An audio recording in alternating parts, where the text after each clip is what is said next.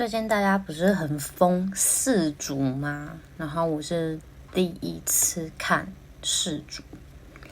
为什么会看呢？就有一天我朋友就是跟我说，这个日本跟巴西的可以看。看完之后，真的哇，太精彩了！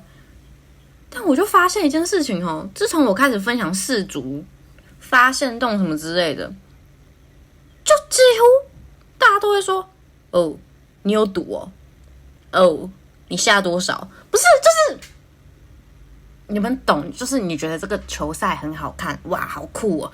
天哪，他们怎么踢成这样？好想看哦，好想知道他们就像那个维德甲都守门员那样，你就哇很激动，你就是为了看球而看球，就每一个人留言就哦，你有赌哦，啊，你下多少？那你干嘛要看世足？不是啊，我看世足不是为了要赢钱，我看世足就是因为我想要支持这些帅哥 ，OK？You know？你们懂吗？懂吗？